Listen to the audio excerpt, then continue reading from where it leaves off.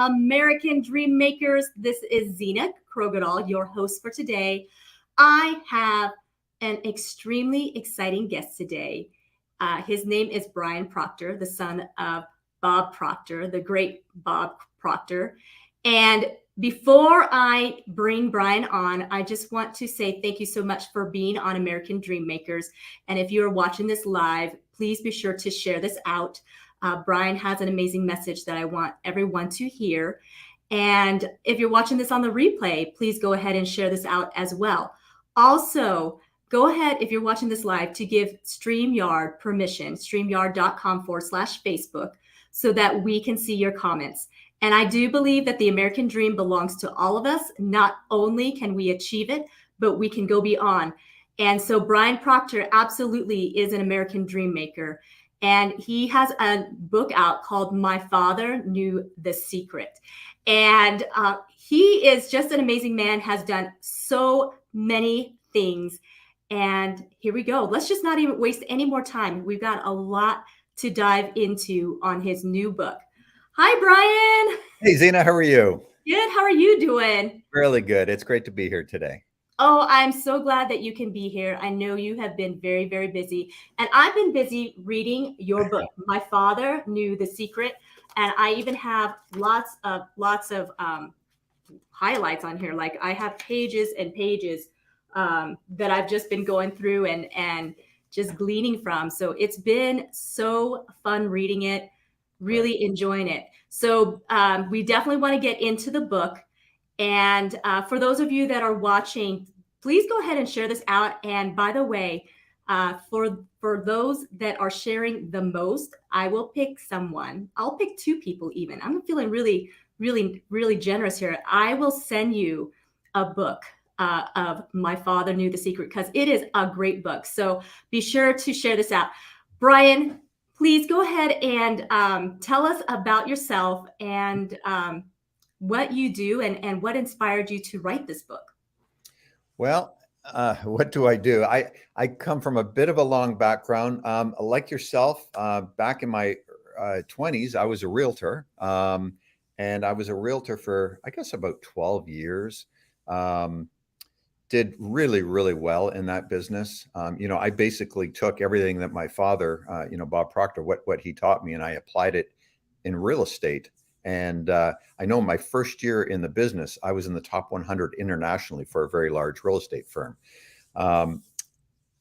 After that, my father talked me into coming back into the company and working with him. I worked with him when I was a teenager, just doing kind of road stuff, just helping him on the road and things. So I came back and worked for him for, I guess, a little over 30 years. And I was really involved in the whole marketing of what we did. For those of you that don't know, Bob Proctor is really, he never liked to be called a motivational speaker. He really liked to be called a teacher. And he really taught people how to live a better life, how to alter paradigms, the way we think, so that we can do more in this world and achieve more. So I got to work by his side, which was wonderful. My father passed away just about a year and a half ago. And since then, I've really just been focused on this book. I had been writing this book for about 4 years, Zena. I started writing it when my father was alive. I was talking with my wife, I'm going back 4 years. And I said to her, I said, I know I've got something I could write a book about that could help people out there. And she said to me, she says, Brian, why don't you write about your father? She said, all the seminars and events that we go to, the first thing everybody asks me is, what's it like being Bob Proctor's son? And so I thought, boy, that's actually the right way to go about it. I can write all the stories, all the lessons, everything I learned from Bob Proctor as a father, as a friend, as a business partner, and put it all into one concise book that people can use to better their life. So I started writing it, and it was a lot of fun. My father and I are both early morning people, so we would often get on the phone at 5 a.m. and I would share with him what I was writing at the time, and I would ask him questions and how he remembered a particular story. And We really enjoyed it. I didn't know what I was going to call the book at that time, which I wished I'd had the title before he passed on. But I feel that he guided me to this title. One night I was after he was gone. It was probably 3 in the morning. I had a very vivid dream of my father, and I woke up, and the title, "My Father Knew the Secret," was in my head, which is just kind of crazy. I got up and I wrote it down so that I wouldn't forget it, and it just felt right. For those of you that know, my father was a pretty dominant person in the movie and the book, The Secret, that was released in 2006. And it propelled him to a worldwide stage. It really let the world know who Bob Proctor was. That's that. It just felt fitting that I would call it "My Father Knew the Secret," based on that. After he was in that movie and in that book, he was on Larry King Live, Ellen DeGeneres. He was on all kinds of shows. So it really, I guess, it brought his teachings out to the world. So the last year and a half, Zena, and it's in a long answer to your question. I've just been working on this book. I released it just over a month ago. It's been really exciting. The response has been tremendous, and it's been a lot of fun. I think it's just so beautiful that you got to spend so much time with your dad, and even just being able to write this book. And I know that he passed away before the book got released, and you started writing this 4 years ago. So he passed away when was it? He passed away in February of 2022. Okay, so you were already in the process of writing this book. Mm-hmm. So how amazing that you got to do this towards the end of his life, and Right. what a gift. And I would imagine this must have helped a little bit with the grieving process for you. It did. It's interesting you say that. I struggled after my father passed away, as I know many people do when their parents go.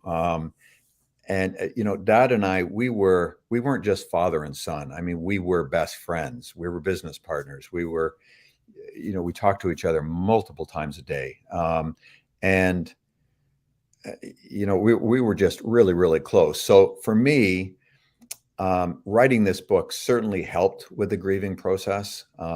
After he passed away, it probably took me 2 to 3 months before I could even start writing again. But once I did, the first thing I wrote was the first chapter. And I had lots of other parts of the book written, but that first chapter was probably the hardest to write, for sure. But I also think it holds some really valuable lessons. So that was the first thing I wrote. And yes, it helped. I think what's really, really helped me, quite frankly, is the response I've gotten from the readers, the people that have gotten the book, and the reviews that are being put up on Amazon, and just emails and phone calls and different messages from people, how the book has affected them, how it's touched them. It's like I can feel my father coming through me sometimes. And that's, if anything, that's probably helped with the grieving process more than anything, Zena. Oh, so beautiful. That's so beautiful. And so, there obviously you had a lot to say, I would imagine, and even the book probably can't touch on everything because, your father knew the secret for a long time. Yeah.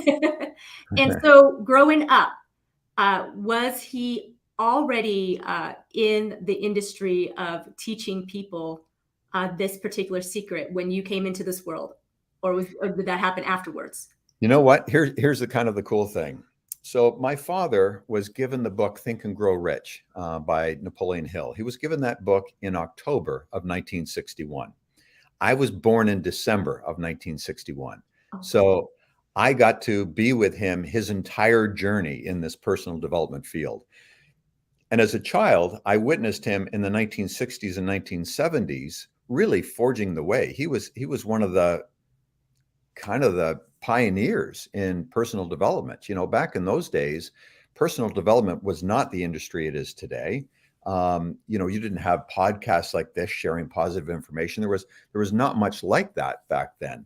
So he was really a pioneer. And I watched him really from the very beginning of the industry forge his way and and I got to be there for the whole ride. So it was pretty cool. And as a child, I'll share with you probably one of my earliest memories of Dad, and this kind of gives testament to the man, who he was, what he was about, and his capacity for strengthening and building your self-image.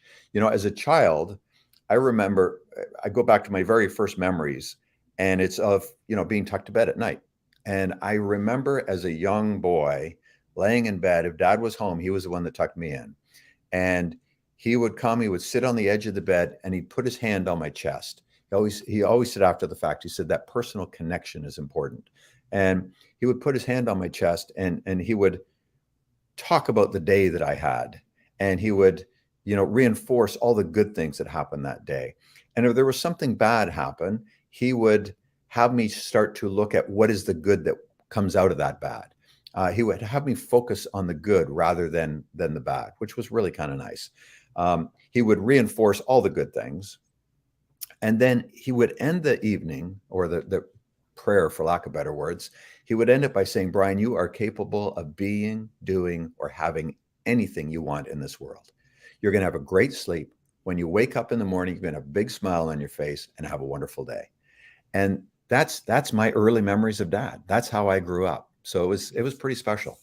That is very special, because the majority of people don't have parents that really have that deep of an understanding to even pass along to their children. Right. So the fact that he was able to do that. Now, you have siblings as well?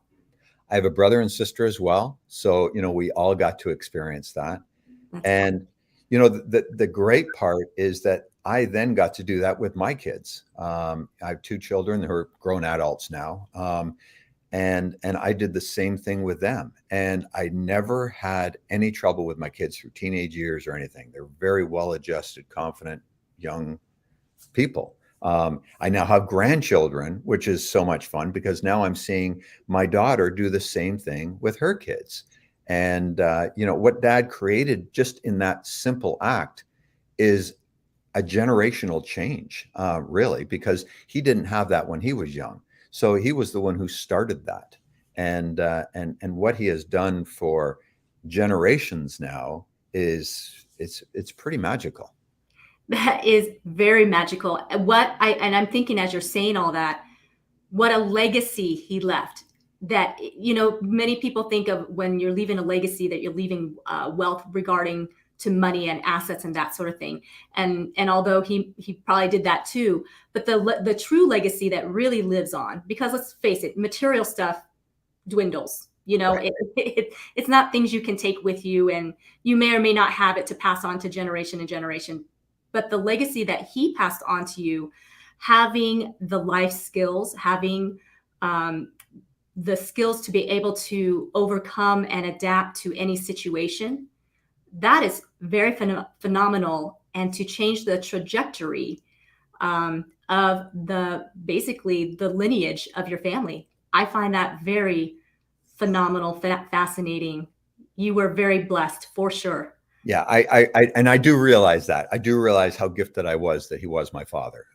And that's part of why I wanted to write this book. I felt that this was, I feel that I could share a very unique perspective of who Bob Proctor was, in a way that can touch the reader. And more than just touch the reader, give them actual techniques and things that you can do to change your life, to live a better life. Some of us already have a great life, but it can always be better. My father always said, better is a good word. He loved the word better, and everything can always be better. And, I basically distilled everything he taught me over my 60 years with him into this book. So it's chock full of the great things that he did for me, for our family, for the general public out there when he was doing seminars. It's really full of everything. Wow. So then, when you became a young man, an adult, you decided to go into real estate right after that, or when did you get into real estate? So I worked with my father from my late teens into my mid 20s. And, especially late teens and early 20s, I needed to bust out and do something on my own, prove to myself that I could make it on my own without being, under my father's wing. Let's put it that way. And so I always had an interest in real estate. So I thought I'm going to become a real estate agent. I loved real estate and I liked sales. I thought this would be perfect. And I was 26 years old when I got into real estate. And as I said at the beginning of the show, my very first year, I made it in the top 100 internationally. And that was because I practiced what my father taught me. I really did. And, I immediately became a real big success in the real estate industry. I mean, I think in my first month in the business, I earned over $40,000. And Wow. I'm going back a long time. This was back in the 80s. So it was really, for me, it was a great experience to not only test the theories and everything I've been taught from my father, but to actually put them into practice and reap the rewards for it. And so that was kind of cool. So that's when I got into real estate. So it was after working with Dad for a while. He had, for years after I got into it, he kept trying to get me back into the company to work with him. And it was like, no, I got to do my own thing for a while. And eventually I hit a point where, yes, I would like to come back and work with, I'd done my thing outside. I had proved that I could make it on my own. And then quite frankly, I had more to contribute to his company and to help in the marketing of what he did. So it was kind of the perfect blend at that point. Wow. Yeah, that is pretty astounding that you produced over $40,000 in your first month as an agent. Yeah. Because most agents take a good 6 months to a year before they get their first commission check. Right. And it's usually not $40,000, even in today, not even, like you said, this was in the 80s. So, Right. Yeah, this was back when real estate wasn't expensive like it is today, Yeah. right. Yeah. Wow. That is phenomenal and just incredible. And I'm sure everybody wanted to be on your team or wanted you on their team. Well, the cool thing was that, I started running meetings for our branch, our real estate company, our office, whatever you want to call it. There was probably 50, 60 agents in the office at the time. And I started running some of the meetings and sharing what I was doing to help other agents do better as well. So it was a lot of fun. So then how long did you do real estate for before you went back to work for your father? About 12 years.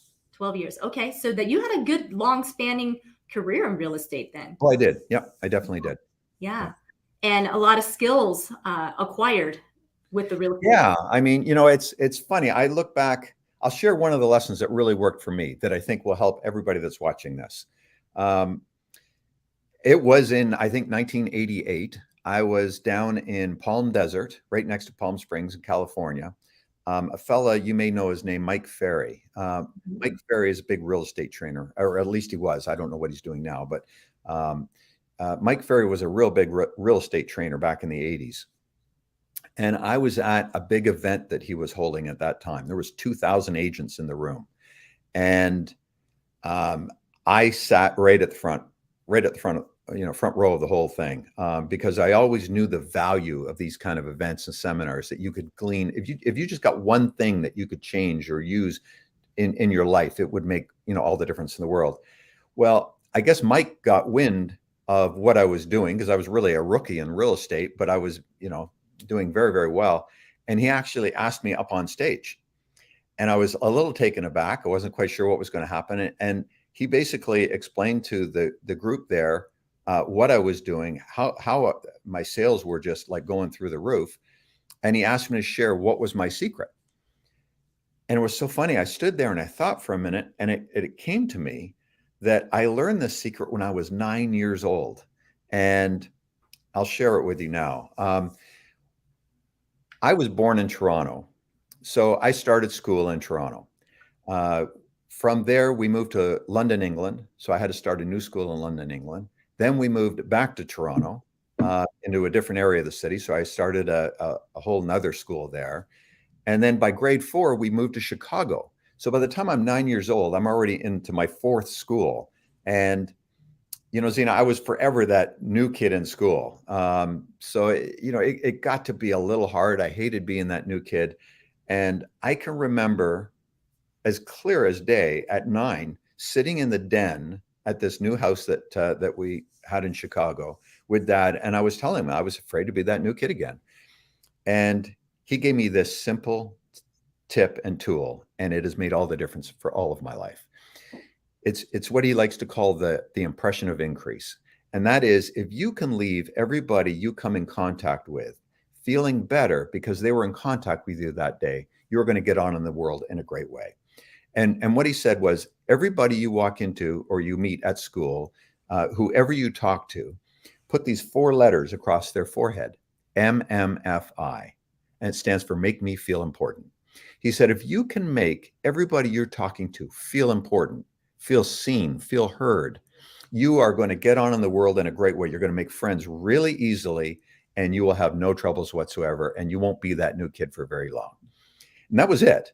And he said, it's easy to do. You can find something good about everybody if you look hard enough. And if you, it can be done by paying a simple compliment. It's definitely done by being present and engaged and listening when you're talking to somebody. Ask them good questions and really listen to what they're saying and take an interest in them. If you can do that, you're going to move on in the world. And that was it. So I did that back when I was 9. And I started doing that really, I've done that for the rest of my life. Well, when I was in real estate, and I treated everybody that was in front of me as the most important person in the world. I was forever present with them and interested in helping them. That caused me to get referrals like crazy. They would refer family members, friends, whoever to me because they really enjoyed dealing with me. That made all the difference for me in real estate. And it's made all the difference, really for the rest of my life. So that was a pretty powerful lesson that's really simple. That if we just, think about and practice, can make a difference in our life. That I love, to make everyone feel special. And at the very first time that you meet them, that is a wonderful tip. And that was a wonderful thing to learn at the age of 9. I know. We had a family that came down from Seattle. I'm about an hour south of Seattle. We had somebody reach out. She is a life coach, and she had purchased 30 books for her clients. She got the book. She loved it so much. She went and bought 30 copies to give to her clients. And when she found out I lived just south of her, she was wondering if, she could get the books signed. So I said, I'd be happy to. And we invited them down, her and her husband and her son, down to the house for an afternoon. And I signed all the books for her clients. And her son, who was there, was 9 years old. And it was just so fun to look back and think and see their son and realize he was the same age I was when I learned that material. And when I shared that with her, she's now been teaching that to her son. And that's just a great thing. Well, and that's life-changing because then, because that is an age, like you said, I mean, that's a very transitional age. 9, we are starting to really come into our own, socializing a little more so. And and hi, Ken Walls. Ken is here. Oh, well, hello there, Ken. Ken is a wonderful human being as well, and he has lots of wonderful wisdoms that he shares with his team or his group and Grow Live, where I'm a part of. And so, but I think it's just so great that you were able to have that skill and then hit junior high and high school. Mm-hmm. So you probably had lots of friends, and people probably you know what? I had a lot of friends. And here's the interesting thing was, in school, especially in a school, there gets to be these little cliques, little groups. And, there's the cool kids, there's the nerds, there's the, I don't know, in my age, there was the smokers, the non-smokers, there was, all the stuff. Well, I got along with everybody. I was not, pushed away from any of the group because of how I treated everybody. And that was, looking back on it, that's a pretty cool thing. That is a pretty cool thing. So, hey, look at you. Brian, I really feel like putting on my rose-colored glasses today. So because you were such a friendly guy, I guess that's where the rose-colored glasses come in. Brian, Do you go through life wearing your rose-colored glasses? I actually really like these glasses. I I like love the that. I bling, love that. and Well, rose tone is beautiful. you know what, Zena, that's awesome. Yeah, for those of you watching, you wonder where this is going. One of the chapters in the book, I call it "Living with Rose-Colored Glasses," and my father taught me to live that way, and I have always lived that way. I always look for the good in anything that's happening, and I think that's a great trait. You know, some people, my detractors, they'll say, "Well, that's not real. How can you live like that all the time? That's false."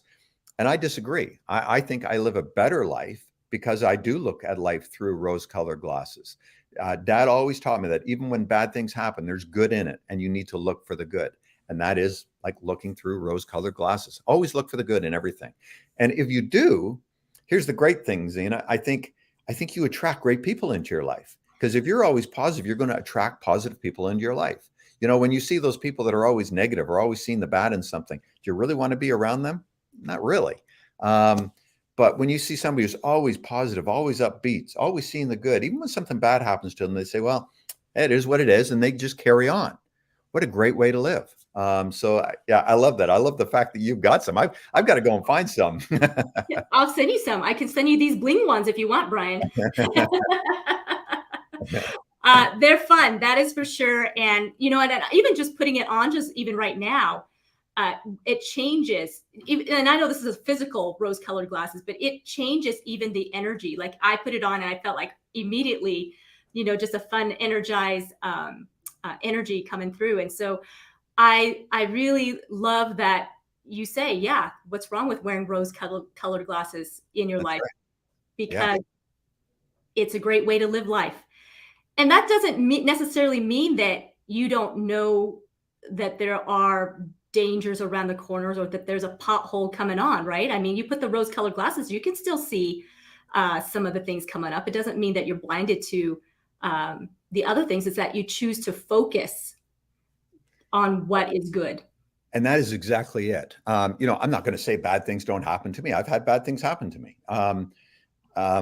But I don't need to sit there and focus on those bad things and give that energy and let that become part of my identity. What good is that going to do me? You know, you're best to release that and just focus on the good. What can you do right now that's good?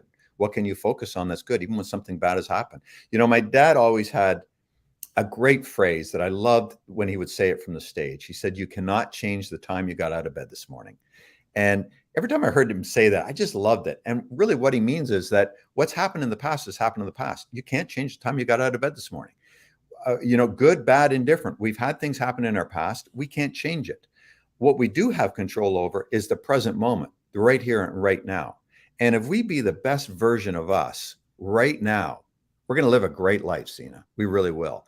And it's the people that hang on to the past, good or bad, that let that keep looping in their mind, that create blocks that don't allow them to move forward and live a better life. Whereas if we can just let it go, it is what it is. And what can we do right now to be the best version of us? It's not going to say that our life is going to change instantaneously. But I promise you, if you live in the present moment and do what you can right now to be the best version of you, your life will get better. And it might not get better today or tomorrow, but I promise you, if you keep focused on that and you keep living that way, 6 months from now, you'll look back and you'll think, oh my God, look what's happened. Your life will be different. It's really just a great way to be. Outstanding. Outstanding. Ken says that he was listening to your dad this morning, as he does every morning. Oh, he's got to run.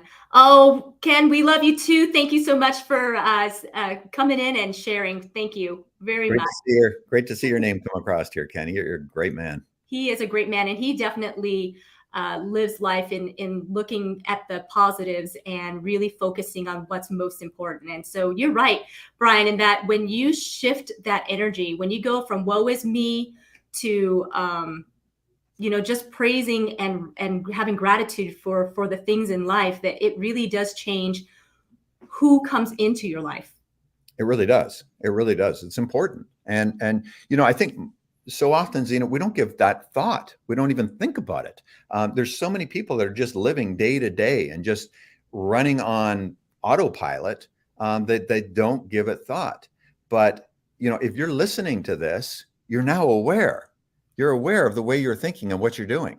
And if you got stuff that's holding you back, let it go. My dad always talked about forgiveness. Forgiveness is such a powerful thing.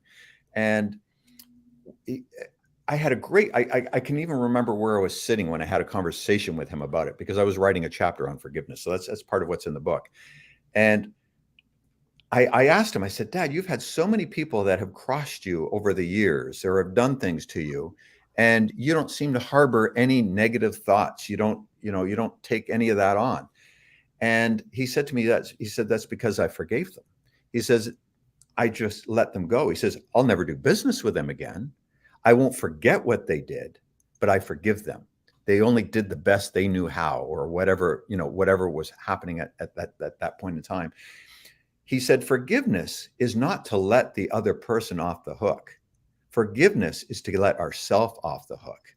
We need to forgive so that we can become free and get rid of the blocks that are holding us back from living our best version of us. That's really what forgiveness is about. And sometimes that forgiveness can be about forgiving ourselves for something we've done in the past. I can think back to myself. I did some things when I was younger that, God, I wish I hadn't done. I could live in regret around it. I could let it form a part of who I am, but I don't. I even forgive myself for it because it's done. All I can do now is be the best version of me. And if we can do that and start being the best version of who we are right now, that's all that truly matters. Oh, and I love that chapter when I read that, because Jesus, the Bible tells us time and time again how important forgiveness is, because it is good for our soul. It's healing to the soul. And you're right. It's about allowing us to move forward. It's not so much that you're saying it was okay, what they did. It's that, I love that your father explained, it's that they didn't know any different. That was the best that they could have done at that moment. And that's okay. We're all a work in progress. Right. Right? And it's true. When we hang on to resentment and grudges and everything else, let's face it, the only person we're truly harming is ourselves. Half the time, the other person doesn't even know you're giving it energy. It's this loop that we've got going on in our own head that we're just damaging ourselves. So it's time to let it go and carry on and start being the best version of who we are now and live in the present moment. And imagine if every single person, the billions of people in this world, if each of us just focus on that, imagine what the world would look like.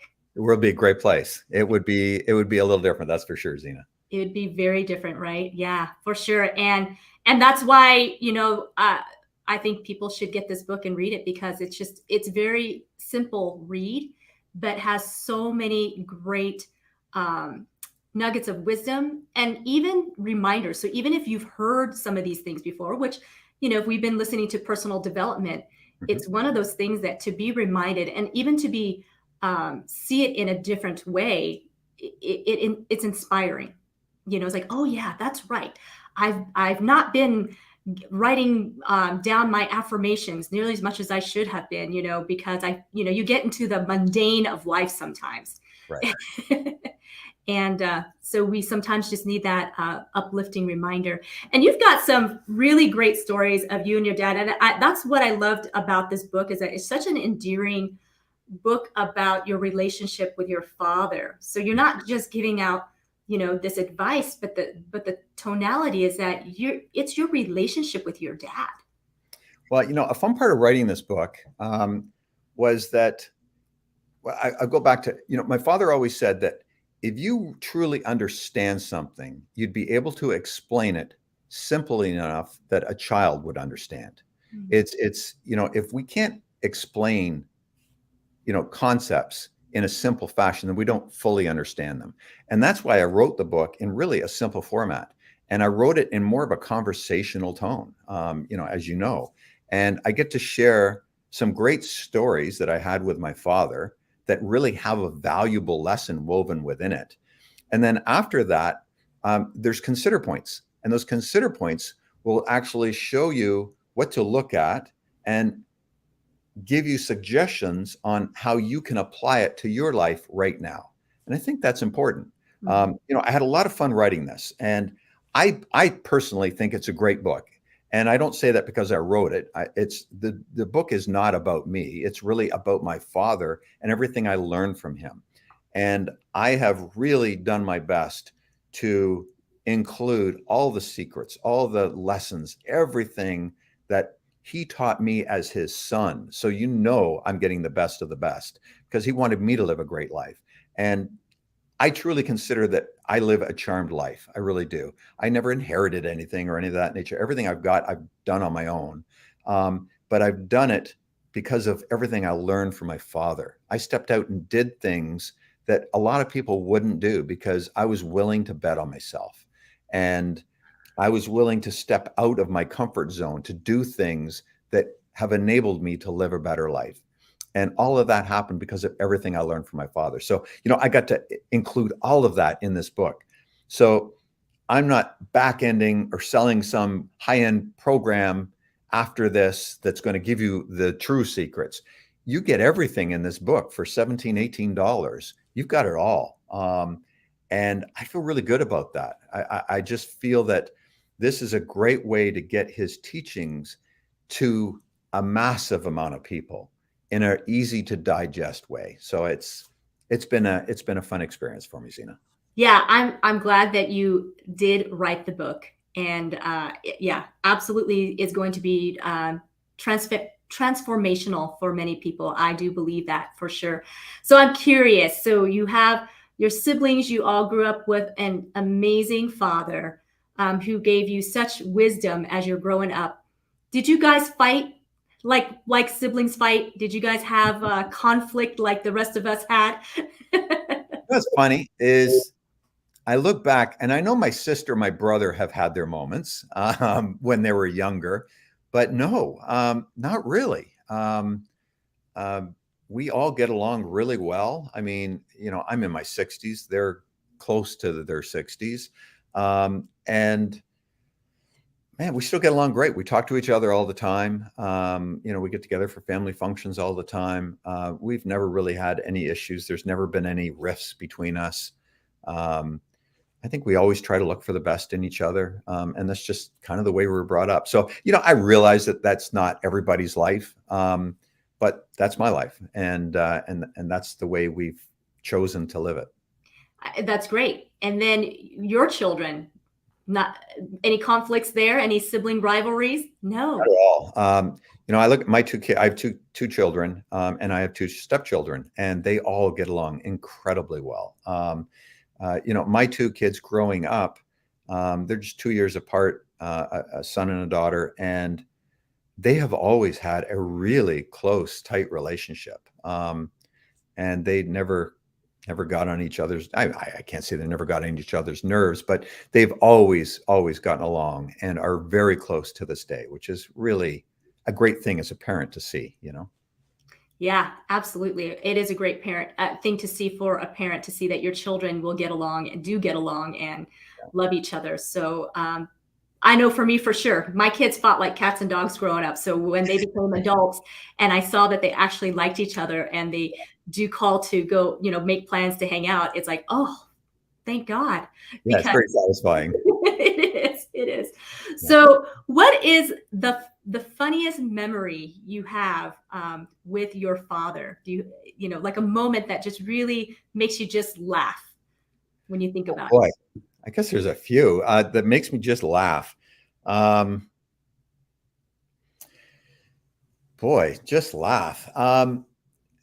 I guess I can remember we relived this story even when he was in the hospital, right about when he was about to pass away. When I was young, I was a little full of myself. I was 14 years old, and we were on a vacation in Florida, and I don't know what sparked me to challenge Dad to a foot race. As silly as this sounds, but we did a foot race. We marked a line from a divider and sidewalk and went a couple of utility posts down the way. And I thought, man, I'm going to whip him. You know, I'm in running shoes and shorts. He's in a pair of loafers and slacks. And I'm going to whip him good in this running race. Well, we got going and I can hear Dad right behind me laughing. And all of a sudden it was like he put on the jets and he bolted right past me. I look back on that just with sheer joy. You know, he was laughing that here I was full of myself, and he kind of humbled me down a little bit. And you know, to the end of his life, we still laughed about that moment. And what a, I don't know, what a joyous time it was. It's nothing crazy or big, but it was just a fun moment between the two of us. And you know, I never was upset that he beat me or anything like that. It was just a funny thing, and it was like, man, I really underestimated you. And you know, it's just that was just a fun moment. He had one of those magical laughs. He was one of those people that when you heard him laugh, you would start laughing. Mm. And he would always look for the humor in everything, which is great. You know, we talked about looking through rose-colored glasses. That was Dad. He looked at life through rose-colored glasses. And even when something bad was happening, he'd look for the good out of it and he'd find some way to laugh at it. Even when terrible things were happening, he would find some way to laugh about it and just look for the good and then just, you know, kind of carry on. And for me, I don't know, that's one moment in time for sure that always comes to my head, but just the memory of his laughter alone brings me joy. That's awesome. Just awesome that you have that. And that's a treasured memory. You have a lot of treasured memories. And that, I think that's just beautiful that those are the memories that will comfort you for the rest of your life, because obviously him not being here, you know, he's well missed by your family, and the rest of the world that he impacted. Yeah. So having that is very, very precious. And I'm glad that God gives us that gift of memory, because Yeah. I can't imagine not having, you know, memories and to go by, you know, when we meet people and when we form relationships with them. So that picture behind you uh, Yes. is pretty awesome. Tell us about that. You know, I'm gonna bring this up. that is, that's a painting that my mother-in-law painted. She's an artist, and she gave that to me as a gift. I don't know, maybe a month and a half ago. She took a picture that was of my father speaking, and she created that painting. So as soon as she gave it to me, it's like, man, this got to go in my office. It just, it just captured everything about my father, who he was, how he held himself up. So I love it, and I love that it's on the wall right here. Yeah, it's beautiful. I mean, just see even from the camera.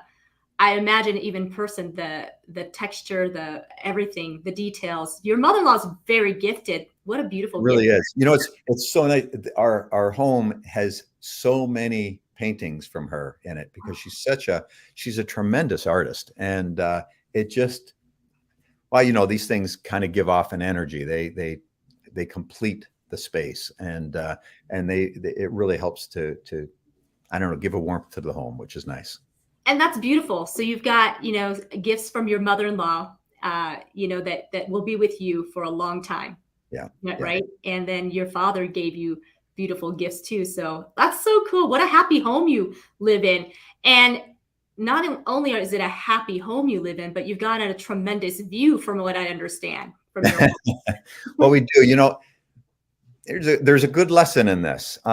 We live, my wife Cory and I, we live in a magnificent home.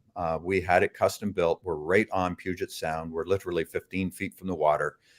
We have killer whales and seals and gray whales and everything, all like literally that swim by right out front of our deck. And I'll tell you, the lesson in this was several years ago. We were living in Florida at the time, and we had a goal to live in the Northwest. My wife is from the Northwest. I love the Northwest. And so we had bought a home, the place that we're in now. It wasn't this house. It was another house that was built over 100 years ago. So it really needed a lot of work, but the location was spectacular. And I remember sitting with Dad. He was down visiting me in Florida. He came down to spend a Christmas down there. And I went out for lunch with him. I asked him, to go out for lunch, and I wanted to share with him that, my goal was I really wanted to build a custom home here. But it was going to require an incredible amount of money because we had to get all kinds of approvals and studies, and we had to stay within the footprint, but we could go up and we could, do different things. And it was going to cost a lot of money. I didn't want to get a mortgage. We wanted to pay for it as it went. And once we committed to it, we were committed to it. And I can remember sitting with Dad and giving him all the reasons why I maybe shouldn't do it, but I was really excited about it. And he said to me, he says, Brian, and I was trying to figure out, different things I could do to earn the money to make it happen. And here was a great lesson that he gave me. He says, Brian, he says, if it's inspiring, if it excites you enough that that's what you really want, go for it, make the commitment, and you'll find the way. You don't need to figure it all out right now, but make a commitment for it. And then the key is step into action, start doing something to get yourself there. I am so grateful I had that conversation with him, because at that moment I knew it. We're going to go for it because this is really what we wanted. And I stepped into it, and I didn't know how we were going to get here. I didn't know how we were going to pay for it all without getting a mortgage. But we figured it out along the way because we took action. And the great lesson in that is when you have something that's really big that inspires you, you're going to step out and do things in a day that you would never normally do. There's power in that, and there's greatness in that, and that's where we grow. So yes, now we are living in this house that we had custom built, and it's spectacular. We're living in the place of our dreams that we really love, and it's because we were willing to bet on ourselves and step out and take action and do things that we wouldn't normally do to allow us to live the way we want now. That was a great thing. That's awesome that you had a father that was encouraging you to do things that seemed impossible. My parents immigrated from Vietnam, and so they were busy trying to survive and learn a new culture, and so they weren't there. Many of the times, the things that they would tell me is play it safe. Right. You got to play it safe, and Yeah. so that was what I grew up with, and I think many people grew up with, you got to play it safe. Yeah. You don't know if you don't know that's going to pan out, you can't be irresponsible because you could lose it all. Right. But I love that your dad said, "Go for it." Yeah, you know what? My father was kind of the opposite. He was not a play it safe kind of guy. He said, not to be irresponsible by any means, but that you need to bet on yourself, and you need to go after something that's maybe not playing it safe, that's going to cause you to do things you wouldn't normally do. That's where growth really takes place. And yeah, that was his way of being. And I do remember some people very close to me were like, Brian, why would you do that now? You've got life really good. You're comfortable. You don't have any other worries. Why would you put yourself on the line to do that at this stage in life? And it's like, wow, I could have let that stop me, but I didn't. I didn't listen to that. I listened to my inner heart, my inner voice. What do I want for my life? What does my wife want for her life? And this is what we wanted. So yeah, we were willing to step into it and do whatever was required to get there. And, that's a good thing. We didn't play it safe, and we're now reaping the rewards for it because we didn't. We weren't irresponsible by any means, but we didn't play it safe either. And I think as long as you're not irresponsible, you step into something with commitment, and you'll find a way to make it work. That's the key. And that's the cool part, is that, as I said already, I'll say that a million times because there's importance in this. You need to find something that's going to cause you to do things in a day you would never normally do. And as I said earlier, if we can live in the present moment and be the best version of us and step out and do those things, we're going to get whatever we want in this world because we're action takers. Dad loved action takers. And if you're willing to take action on something, then you're going to get the reward. And that is what the American dream is all about. Right It there. really is. Yeah. Yeah, right there, because on a vision. Mhm. And I think about that often, like, gosh, back then they didn't even know if the world was round Right. before it set sail. And what, rumors had it kind of thing. They didn't have social media to verify, any of that kind of stuff. Right. And how awesome that they just went and did it. And look at where we are today, reaping the benefits of those who took courage to do things that other people are like, you're crazy. Why would you leave something you know to go to a place you have no idea what it's going to be like, and Right. cross seas that you have no idea, where it's going to take you? So could fall off the end of the world, fall off the world. You just never know. You never know. But hey, what an adventure. So I want to put on here too. I had kind of put this together. So My Father Knew the Secret is on Amazon, and you can certainly purchase it there. But I would actually recommend, if you're not one of the two that I'm going to give this book out to, you can go to brianproctor.com and get your book there, because he also has some bonuses along with purchasing the book. And these are really truly free bonuses that you're giving, because the price of the book is the same as if it was on Amazon. You're just giving a couple of extra stuff. Yep. Yep. It's, I'm having fun with it. I just want to deliver value. Dad always said, if you help enough people get what they want, you're going to get everything in life that you want. And I live that way. So, for me, if you go to brianproctor.com, it'll give you an Amazon link for whatever country you're in, or Barnes and Noble. You can purchase the book, and then you can opt in to get all the bonuses. And I'm going to continue to add new bonuses and do different things that are free, that no charge. I've done a live Q&A already with a lot of people that bought the book. We'll do others. I just want to deliver value. So I promise you that if you go there and you leave your email address, I will not abuse it. But if you don't want to leave your email address, just go to Amazon. You can get a copy of the book. Once you read the book, I think you'll know. And then you may want to get on that list and get some of the bonuses. But I'm just about delivering value. I think there's something good in doing that. And I know that if I can help you get what you want, I'm going to get everything I want as well. And that's kind of a good thing. And that's one of the chapters you wrote too. Givers give, I believe. Givers gain. Givers gain. That's it. Yeah. Givers gain. Givers gain. Yes. Beautiful. For sure. And I put this picture up of your dad. It's the start that stops most people, because it's so true. It's so true. Yeah. Yeah, that is so true, because I know many times that's what stopped me. It was the start. Well, I look back on some of the big things, Zena, that I've done in my life. And if I knew what I had to do to get there, I might not have ever done it. Sometimes being a little bit naive is not a bad thing.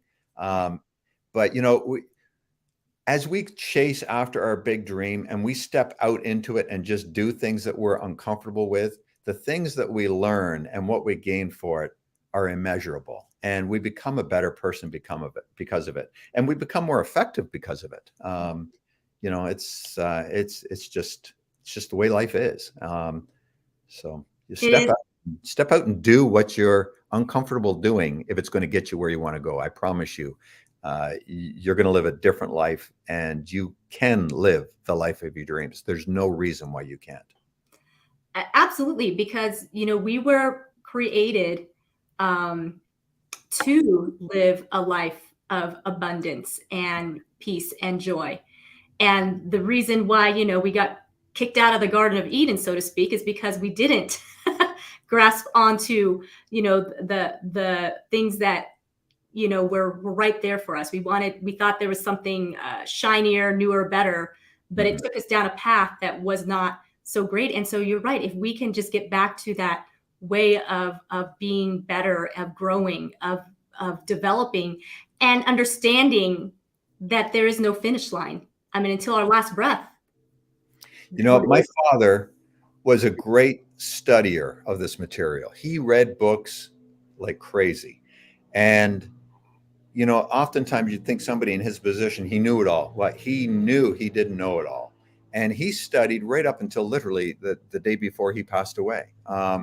He was forever studying. He knew the value in it. And he knew that the more we can learn, the better we can be, the better version of us we can be. And for him, he was always teaching people how to live a better life.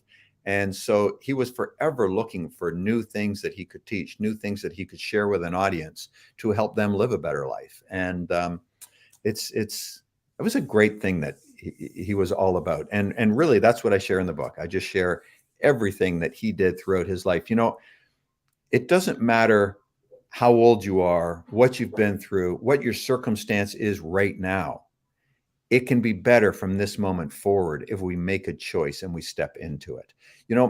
My father was always big in the self-development industry, but he didn't make it huge until he was 72 years old. That's when the movie The Secret in the Book came out. He was 72 at the time. And that elevated him to a whole nother platform. It doesn't matter how old you are, how young you are, what you know, what you don't know, what's happened in your life. All that matters is, are you willing to better yourself from this point forward? And are you willing to be the best version of you this point forward and live in the present moment? I just cannot emphasize that enough. If we can let go of the baggage that's holding us back, the nonsense, the chatter that's going on in our head, boy, we can live a better life. I always like to say, Zena, would you be friends with somebody that talked to you the way you talk to yourself? Oh, that's a good question. Yeah. And think about that. If we berate ourselves, hey, that's on us. And it's time to change the dialogue. And let's speak to ourselves the way you would want a friend to speak to you. And, start living that way. It's a good way to live.